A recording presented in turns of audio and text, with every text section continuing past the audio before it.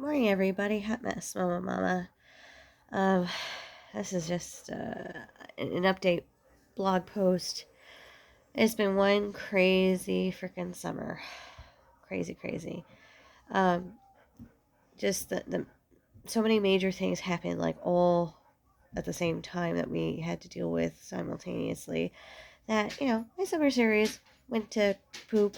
So, but I'm gonna have a new series for you, and I'm gonna explain the title right now. Um, So essentially, my mother, she had pancreatic cancer. She was diagnosed March of last year. She passed away on August 25th. And right at the time frame, the hospice nurse said, which I'm oh so thankful for hospice. It allowed her to die in the comfort and dignity of her own home. We were able to be around her basically the entire time. We were able to tell her that she was loved, she was cared for, that we were okay, and allowed her to pass on in peace.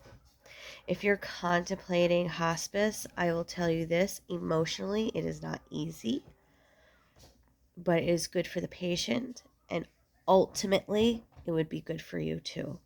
Because I feel like a lot of people, especially in the United States, have a lot of issues with death and grieving. It's because of our society has led us to have to essentially ship off our elderly and dying to nursing homes and hospitals and places like that. And so when the family member is actively dying and things like that, we don't see the process anymore. People used to die in their homes all the time, and people handled death much better than they do now. Um, Mental health wise, and I honestly think it's because they were able to watch the progression of death and mentally and emotionally prepare themselves for it. Now, that's not to say it's easy.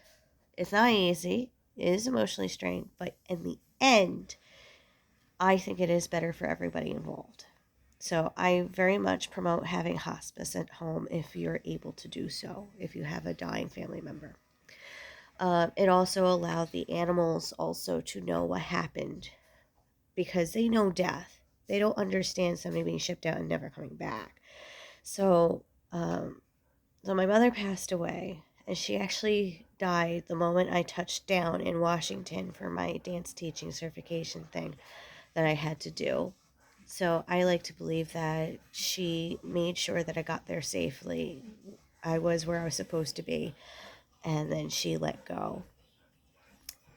Anywho, so then I had a whole week of intensive dance teach training, and so then when I came back, we had to plan the whole funeral within a week, which actually wasn't bad. I really want to commend the funeral home that we used. They were very, very helpful, very compassionate, and very easy to work with.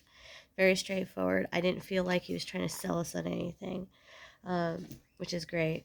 Last time I went to a funeral home in New York City, ugh, first off, the funeral cost twice as much as my mother's did. Uh, like literal double. Uh, and but also I had a lot of friends do donations and things to help with the funeral expenses. Get yourself life insurance. It will really help your family.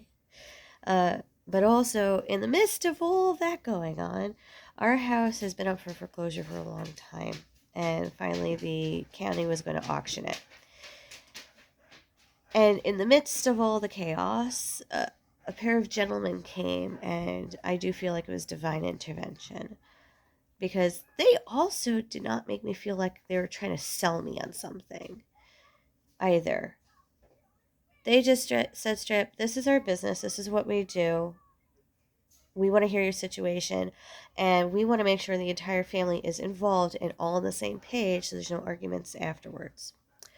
And which tells me that they're straight up, because we've also had some other dudes come by saying, hey, we'll pay your taxes, buy your house, and give you money.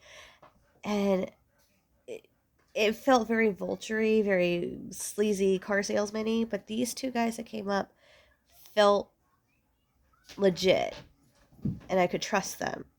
Like, granted, they're getting something out of it for sure, and they're going to make a profit for sure. But at the same time, they thought that our demands were quite reasonable. They didn't have any counter arguments, so like, that's totally reasonable to ask for. We can give you that. Da la la. And uh, it just went well in the midst of all this. Um, I try not to spew my religion online or in front of people. I very much believe in that one Ash Wednesday story of like, um, what's between you and God is between you and God, right? And but it was a weird experience because like I never think of this story ever in the Bible where the two angels visit Abraham for the first time. I never think of that story because I didn't really feel like it was relevant to me. Um, but it was weird because as soon as those two left, I was like, "Oh my God, this is amazing! This is like that time the angels appeared to Abraham." And I was like, "I have never once thought about that story in my life," and that just came right out of my freaking head. Also, these guys were insanely pretty. I'm just gonna throw that out there. So, angels in disguise, who knows? But I definitely felt like divine intervention because all this stuff is happening at once. So instead of us getting our asses kicked out on September 5th, we're still here. We have till the end of the year, which I don't think we'll need, but they gave us that time. And they also offered to bring us a dumpster, blah, blah, blah. But anywho, so that's my life situation. So we're looking for an apartment. We're trying to get our dad's stuff downsized. But most of the stuff is actually like my mom. She's got her plants and her tchotchkes and everything. And that's going to be the fun part, is trying to decide what to keep and what to go. Honestly, I think it will be easy, personally. I already have a yard full of crap because that was just crap that accumulated in the garage. Oh my God. Do you guys want to take a quick peek? Preview. Hold on. Let me switch. I don't know if you can see all the crap out there, but it's full. So anyway, so my new series is going to be Death and Moving, Decluttering after a family has died. That's a long title. I'm going to shorten it. But yeah, so a lot of the stuff is probably going to be donated. I'm not going to bother selling a lot of it. But I'm going to do like Facebook posts, be like, hey, anybody need some women's clothing, size large child to medium adult? Because my mom was tiny. She was so little. Actually, by the end, she was so tiny she had to wear my nephew's pants. He's 7.